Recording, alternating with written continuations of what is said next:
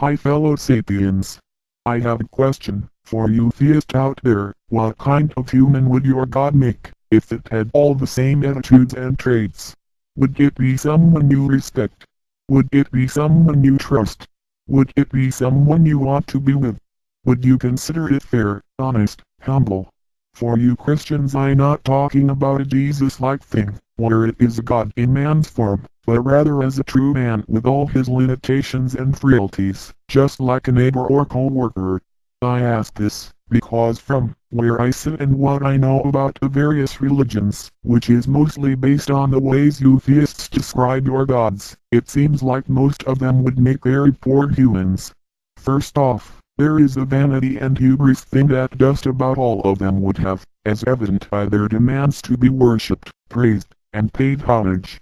I never really care for neighbors that demand worship, they tend to be too pushy. I'm sure many of you theists are saying that God is not big, it earns all the homage and praise he get.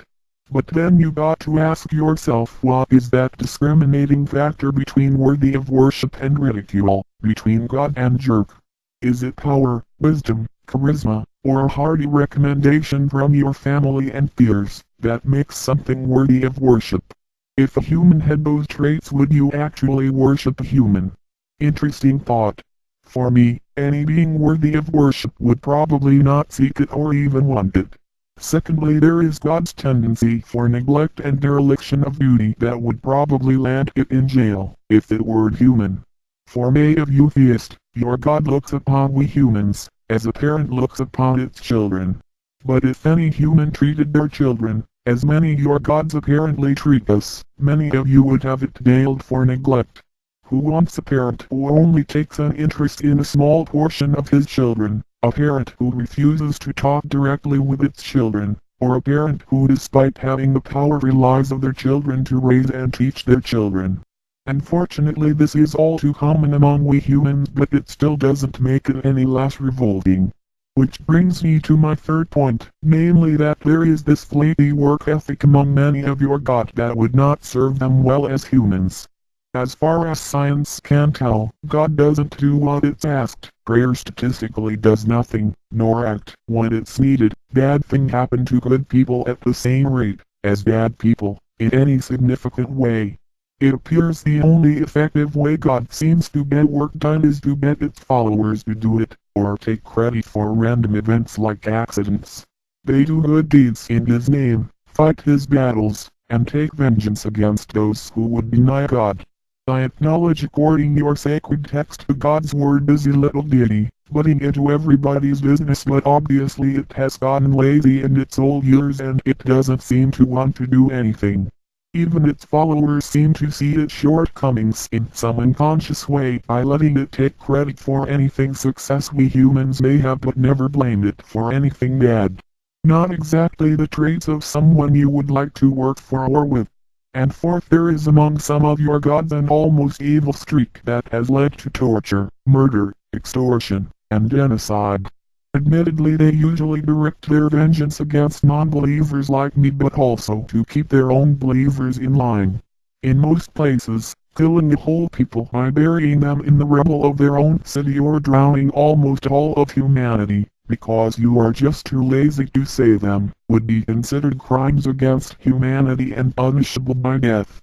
Obvious gods don't seem to have a problem with collateral damage or the killing of the innocent. I guess they just go by the old adage, kill them all and let God sort them out. When humans do this, it's called mass murder, terrorism, or genocide, which tends to get a large portion of the human race pissed off. And then there is the thing about sending us into the fiery pits of hell, if we don't worship and obey God. Now I'm pretty sure that having someone spend eternity burning in hell is considered torture by the Geneva Convention. When used as a means to forcibly elicit worship, it begins to sound a lot like extortion and racketeering, and we all know where that leads you, organized religion, I mean crime. I am sure many of you Christians are saying it's the devil's fault and God is only doing it to protect you from evil. Yeah, and that brings us to one of God's most annoying traits, God's complete inability to take responsibility to its actions. They may be the creator of everything including evil and the devil, but has any of you ever heard of a God apologizing for his mistakes and willing to make restitution? God doesn't even seem to be willing to correct his mistakes.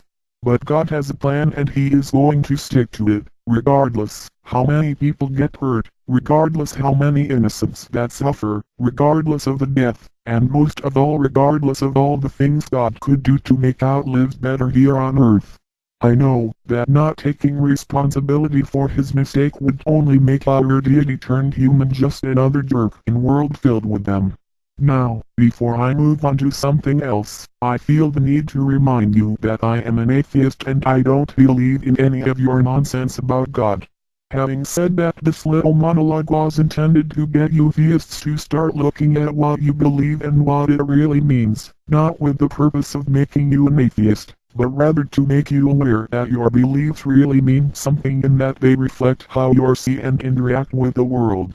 So often we humans just take the beliefs of our forefathers and peers, as if no other beliefs could exist. My experience is that people have more control over what they believe than what they think, so from this atheist's point of view, my advice would be, if you're going to believe in an imaginary God, you might, as imagine one you can respect, one you can live with, even in this world. Have a good life. And remember, believing is seeing.